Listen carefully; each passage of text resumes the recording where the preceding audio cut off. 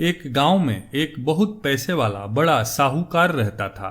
आसपास के कई गांवों में उसका बड़ा नाम था, लेकिन इस साहूकार को अपने पैसों का, अपने रुतबे का और अपने नाम का बड़ा ही घमंड था। वह अपने नाम को बनाए रखने के लिए बहुत ज्यादा सोचता था और बिना किसी की भावनाओं की कद्र किए वो सब कुछ करता था जिससे उसकी हर जगह वाहवाही हो। इतना सब कुछ होते हुए भी विवाह के बहुत सालों बाद वो संतान सुख से वंचित था। काफी मिन्नतें और फरियाद मांगने के बाद साहूकार को कई सालों बाद एक संतान की प्राप्ति हुई।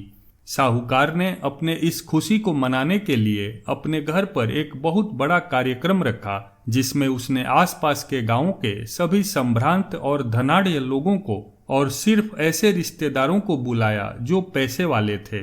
पास के ही गांव में साहूकार की खुद की सगी बहन भी रहती थी। चूंकि इन दिनों उसकी आर्थिक हालत बहुत खराब हो गई थी, इसलिए साहूकार ने अपनी बहन को इस कार्यक्रम के लिए नहीं बुलाया। साहूकार ने जिस कार्यक्रम का आयोजन किया था वह इतना भव्य था और इसके अलावा उसमें इतने प्रसिद्ध और संभ्रांत लोग आने वाले थे कि इसकी चर्चाएं हर गांव में होने लगी।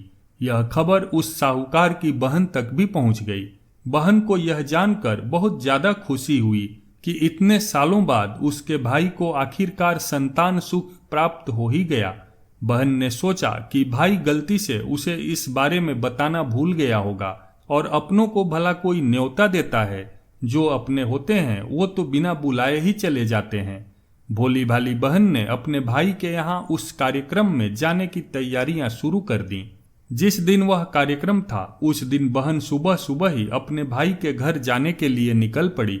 रास्ते में अपने फटे पुराने कपड़े देख उसे ख्याल आया कि अगर किसी और के घर जाना होता तो मैं ऐसे कपड़ों में जाने की सोचती भी नहीं, लेकिन मैं तो मेरे अपने घर, मेरे मायके जा रही हूँ। वहां मुझे ये सब सोचने की कोई जरूरत नहीं है। जैसे ही वह अपने मायके पहुंची, वहां का भव्य आयोजन देखकर वह बहुत खुश हो गई और उसे अपने भाई पर बहुत गर्व हुआ। वहां पर वह जल्दी से जल्दी अपने भाई को मिलकर उसकी खुशी में शामिल होना चाहती थी।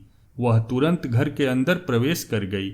उसने देखा कि उसका भाई मेहमान के तौर पर आए सभी धनाढ़ और नामी गिरामी लोगों का स्वागत करने में व्यस्त है। बहन जैसे ही अपने भाई की तरफ उससे मिलने के लिए बढ़ी, उसके भाई की नजरें उस पर पड़ गईं और अपनी बहन को ऐसे मैले पुराने कपड़ों में देखकर भाई ने उससे मिलना तो दूर बल्कि तुरंत बहाना बनाकर वहां से निकल गया। बहन ने सोचा, इतने लोगों में बेचारा अकेला भाई क्या क्या करे, जरूर उसे कुछ काम याद आ गया होगा, इसलिए वहां से चला गया। बहन बाद में अपनी भाभी से मिलने गई। भाभी ने उसका स्वागत किया और उसे खाना खाने के लिए आग्रह किया। बहन ने सोचा, ठीक है, पहले खाना खा लेती हूँ, फिर बाद में आराम से भाई से मिल लूंगी।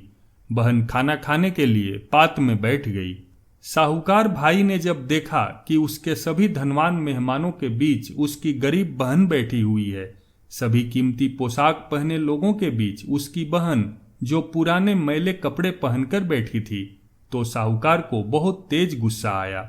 उसने अपनी बहन को अपने पास बुलाया, भला बुरा सुनाया और वहां से जाने के लिए बोला। बहन ने अपने सपने में भी नहीं सोचा था कि उसका सगा भाई, जिसके साथ उसने बचपन से लेकर जवानी तक का सफर तय किया है, उसके साथ कभी ऐसा व्यवहार भी कर सकता है, और वह भी उसके खुद के मायके में। अपना अपमान होने के बाद बहन तुरंत अपने घर ससुराल जाने के लिए निकल पड़ी। बहन इस बात को पचा ही नहीं पा रही थी कि उसके अपने भाई ने उसके साथ इतना बुरा व्यवहार किया। उसकी आंखों से आंसू नहीं थम रहे थे। रास्ते में उसे अपनी पुरानी दोस्त मिली। उस दोस्त ने उससे रोने का कारण पूछा। हालांकि बहन उसे कुछ भी नहीं बताना चाहती थी, लेकिन दोस्त के बार बार पूछने पर उसने उसके साथ हुई सारी घटना उसे बता दी। उसकी दोस्त एक समझदार महिला थी। उसने कहा, अगर तुम मेरी बात मानो तो एक दिन तुम्हारा भाई खुद तुम्हें अपने यहाँ बुलाएगा और तुमसे माफी भी मांगेगा। बहन ने उसे कहा कि मैं तुम्हारी हर बात मानूंगी, बताओ मुझे क्या करना होगा। दोस्त ने कहा कि तुम इस अपमान को, इस दुख को एक दिशा दे दो और कोई गृह उद्योग शुरू कर दो। उसमें इतनी मेहनत करो कि उस काम में तुमसे अच्छा कोई भी न हो। बहन को अपने दोस्त की बात सही लगी। उसने घर पहुंचकर अपने आंसू पोंछकर उसी दिन से एक गृह उद्योग शुरू किया। उसने दिन रात मेहनत की, अपने साथ कई और गांव की महिलाओं को जोड़ा और देखते ही देखते उसका गृह उद्योग चल पड़ा। कुछ ही सालों में आसपास के 50 गांवों में उसका नाम और रुतबा काफी बढ़ गया और अब वह पैसों के मामले में अपने भाई से भी ज्यादा बड़ी बन गई। भाई को भी जब यह पता चला कि उसकी बहन इतनी अमीर हो गई है तो उसने सोचा कि एक बार उससे मिलकर आया जाए। वह जब अपने बहन को उसके घर मिलने पहुंचा तो बहन ने उसका किसी राजा महाराजा की तरह स्वागत किया और उसके पसंद का खाना खिलाया। बहन का ऐसा व्यवहार देखकर भाई को अपनी पिछली गलती का एहसास हुआ, इसलिए उसने अपनी बहन को अपने पुत्र के जन्मदिन पर आमंत्रित किया, जो कुछ दिनों के बाद ही पड़ने वाला था। कुछ ही दिनों बाद बहन अपने भाई के यहाँ जन्मदिन के कार्यक्रम में पहुंच गई। जैसे ही बहन अपने भाई के घर पहुंची, उसका भाई उसके स्वागत के लिए दरवाजे में ही खड़ा था। बहन अपनी महंगी गाड़ी में आई थी और उसने बहुत कीमती साड़ी और उससे भी ज्यादा कीमती गहने पहन रखे थे। बहन का ऐसा ठाट बाट देखकर सिर्फ भाई ही नहीं बल्कि उसका पूरा गांव दंग रह गया। भाई दौड़कर आया और बहन की गाड़ी का दरवाजा खोलकर उसे बाहर आने के लिए कहा और बड़े प्यार से उसे जन्मदिन के पूजा का प्रसाद ग्रहण करने के लिए बुलाया। बहन को इस बार 12 तरह के पकवान परोसे गए थे। चांदी की थाली में उसे खाना दिया गया था। वह साथ में एक सोने की चम्मच भी रखी गई थी। उसके बैठने के लिए बेशकीमती कुर्सी रखी थी। बहन को यह सब देखकर उसके वह पुराने दिन याद आ गए जब भाई ने उसे बिना खाना खिलाए ही भला बुरा कहकर वापस लौटा दिया था। बहन खाना खाने के लिए तो नहीं बैठी, लेकिन उसने अपने सारे कीमती गहने और जेवर उतार कर उस थाली के सामने रख दिए और खाने में से कुछ निवाले उन आभूषणों पर रख दिए। बहन का ऐसा व्यवहार देखकर सभी हैरान थे। किसी को नहीं समझ में आ रहा था कि बहन ऐसा क्यों कर रही है। आखिर वह क्यों उन जेवरों को खाना खिला रही है।